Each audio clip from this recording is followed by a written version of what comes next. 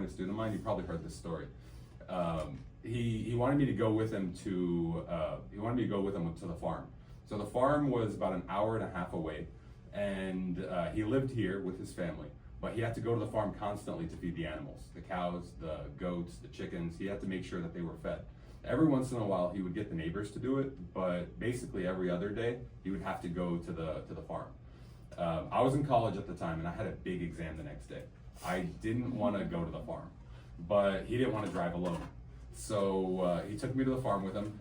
He convinced me to go, and I really didn't want to. Let me emphasize, I wanted to prep for my exam, but he wanted me to go to the farm. So we went to the farm. The whole way there, we were talking about whatever it is we were talking about, and then we go to the hay store. We buy a big bale of hay, and we get to the farm, and it was muddy. Like, it was so muddy. And I was like, all right, well, we're here. Let's drop the hay. Let's feed the goats. Let's get out of here. And he was like, well, I can't just leave the hay here. The cows, they like the hay over there. And I told him, well, I don't know if we should go over there. It's really muddy. He was like, no, don't worry about it. We'll make it. And we get it all the way over there. And because it was a truck and it had the hay in the back, the hay in the back, there was a lot of downforce on the wheels that pushed the truck. So we were able to get where we were trying to go. But as soon as we pushed the hay bale out, the truck was now stuck in mud. We tried everything we could to get the truck out. The truck wouldn't come out.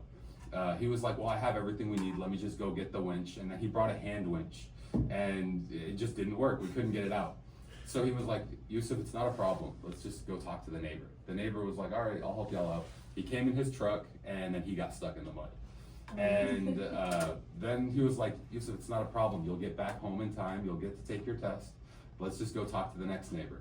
So we went over to the next neighbor, and he drove a big tow truck, a big 4x4 tow truck, dually in the back. And he was like, yeah, I'll get y'all out. So he came, got stuck in the mud. And now there are 3 trucks in the mud, and my uncle goes, Yusuf, it's not a big deal. Don't get mad. You'll get to take your test. We might have to spend the night. And I was like, no, we're not spending the night. I'm getting out of here regardless. And he was like, well, let's just go talk to the next neighbor.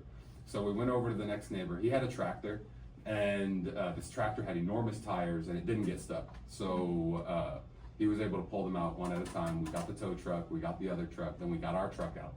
And the entire way home, we actually did get to leave that day. The entire way home, he was talking to me about, Yusuf, you shouldn't be so mad. You should always, you should be able to count on your neighbors. Your neighbors are there.